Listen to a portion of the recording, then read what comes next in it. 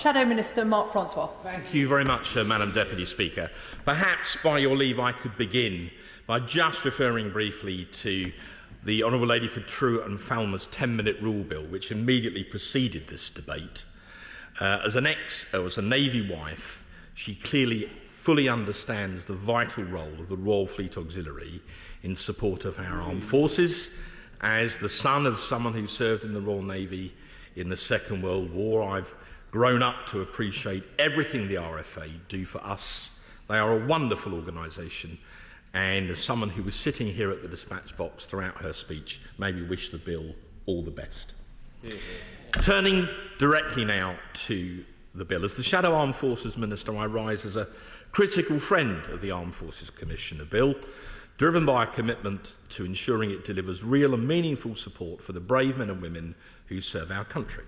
Our armed forces personnel deserve a system that honours their sacrifice and guarantees fairness, accountability and transparency when concerns arise. To recap, the bill at its core seeks to strengthen oversight by establishing an independent Armed Forces Commissioner, modelled partly on the German system, with Ofsted-like powers to access military sites and relevant information for investigations. If implemented well, this could improve the lived experience of our servicemen and women, bolstering public confidence in how their issues are handled.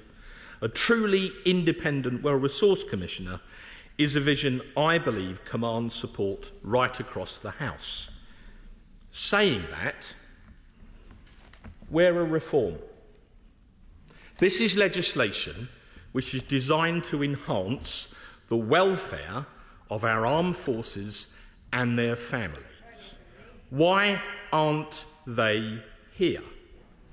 Having checked in Hansard, Madam Deputy Speaker, they weren't here yesterday either.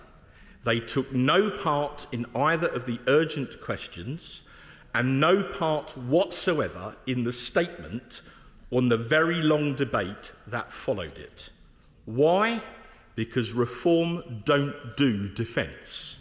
They are one club golfers with one single issue, but unfortunately the welfare of armed forces personnel and their families doesn't seem to be one of them, as the empty benches speak volumes. Yes, glad. And by the way, while I'm at it, are the SNP here either? Oh, well, they don't take it very seriously either, do they? Yes, I'll gladly give way on that point. Mr MacDonald. Yeah, thank you for giving way. I'm very pleased that he's raised this point. I've sat in this House for, I think, all of the occasions when we've been discussing defence. And I was also sorry to note that there were no Reform members here either for the VE Day debate or the Remembrance debate. I wonder if he'd agree with me that this shows a complete dereliction of a party that aspires to govern. Mark Francois. Well, for a party that sometimes likes to wrap itself in the flag, if I can put it like that, you would think that when it came to our armed forces, they'd be more bothered. But empirically, that's not always the case. We're not allowed, Madam Deputy Speaker, to take photographs in the chamber. It's a mortal sin. It's an interview without coffee offence with you or the Speaker. But if we were allowed to take such a photo, or if someone else perhaps outside the House wanted to take such a photo, those empty benches speak volumes. Now, at the heart of the amendments we're debating today, Madam Deputy Speaker, is the issue of whistleblowing. This was admittedly not an issue, as the Minister, I think, would testify, which was much discussed in the committee stage back here in March.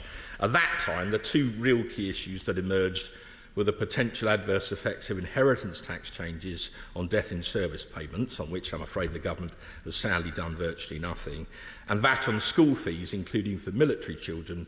And all I will say on that is we eagerly await the outcome of the High Court case. That brings me to the critical issue, debated at some length in the other place and now before us, the need to empower the Commissioner to investigate concerns raised by whistleblowers whilst protecting their anonymity. In the other place, our opposition spokesperson Baroness Goley argued passionately that the Commissioner must have explicit authority to investigate whistleblowing concerns within the scope of this bill, centred on welfare and general service issues, to ensure that those raising concerns, whether service personnel, their families or friends, can do so anonymously. Indeed, the Minister in his Dear Colleague letter dated on the 30th of May outlined that, as he put it, Baroness Goldie's amendments raised an important debate. He says today that they were well-intentioned, and we agree.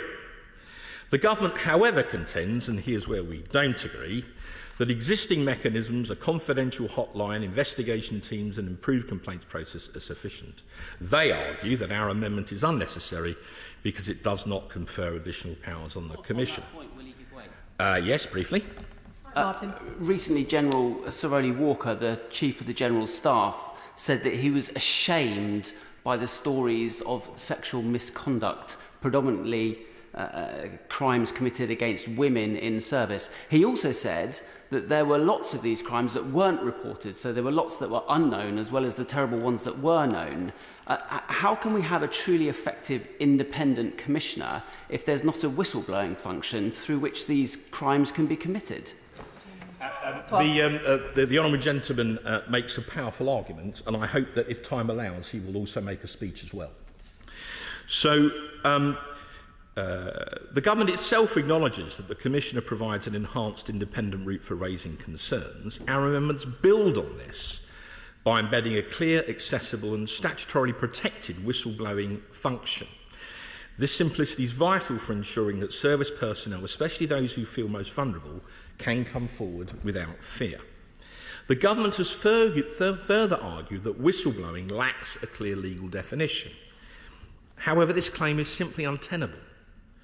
As Baroness Goldie powerfully highlighted in the other place, Section 340Q of the Armed Forces Act 2006, titled Investigation of Concerns Raised by Whistleblowers, and Section 43B of the Police Reform Act 2002 provide clear statutory precedent for the term.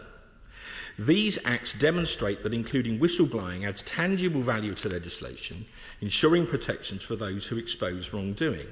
If whistleblowing is robust enough for the Police Reform Act, and for the very act that this bill is designed to amend, how can the government argue it lacks clarity or value in this context? So let me address the government's contradictory stance. At the committee stage in the other place, we proposed a broader amendment to empower the Commissioner. In the other place, the Ministry of Defence dismissed it as too wide-ranging. So in a spirit of constructive compromise, which has been the general tenor of the bill throughout, we narrowed our amendment to focus specifically on welfare and service issues. Now the government claims this revised amendment is too narrow and does not grant sufficient powers. Too broad, then too narrow. This inconsistency displays a reluctance to engage with the substance of our proposal. To illustrate my point, Madam Deputy Speaker, let me offer two quick theoretical examples to the House. First, let's consider the possibility of a whistleblower being someone who served in the British Army in Northern Ireland. This is an extremely topical issue at present, as the Minister will be aware, given the government's appalling remedial order to excise key parts of the Northern Ireland Legacy Act 2023. I don't know whether any armed forces personnel who served, or indeed are still serving, in Northern Ireland have privately signed the parliamentary petition entitled Protect Northern Ireland Veterans from Prosecutions. But I can say that as of today, over 131,000 people have signed it. We therefore look forward to an early debate in Parliament on these matters.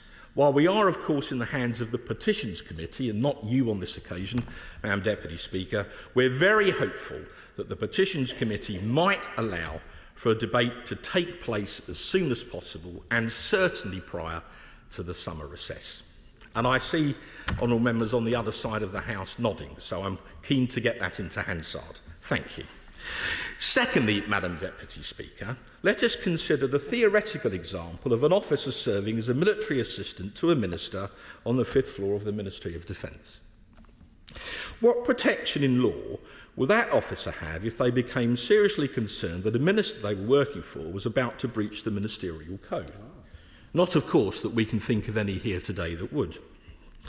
How would an officer faced with such a moral dilemma of that magnitude be permitted to act as a whistleblower in order to raise concerns that ministers had acted inappropriately, something which would certainly impact upon their general welfare as well as the reputation of the government they served?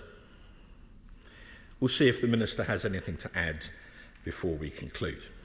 So in summary, Madam Deputy Speaker, because I know others are keen to speak, the Government has offered assurances about anonymity in the Commissioner's work and promised a communications campaign to raise awareness of their role. They're welcome steps, but as I hope I've argued, they're not enough. A communications campaign is no substitute for a clear statutory whistleblowing provision that service personnel can rely on with confidence. The other place recognised this, delivering a significant cross-party defeat to the government last month when Conservative peers, alongside others, successfully amended this bill to include a robust, anonymous whistleblowing route. This amendment is not just about process, it's about rebuilding trust. I'll listen closely to the Minister's response, but if the government can't move beyond its current position, if it continues to offer assurances but without real statutory weight, and I'm afraid we find the amendment in lieu unconvincing, they will have no choice but to test the opinion of the House. We owe it to our service personnel to ensure their voices are heard and their concerns are properly investigated. And with that, I rest. Chair of the Defence Select Committee, Tansing Desi. Thank you very much, Madam Deputy Speaker. As we consider the Lord's amendments to the Armed Forces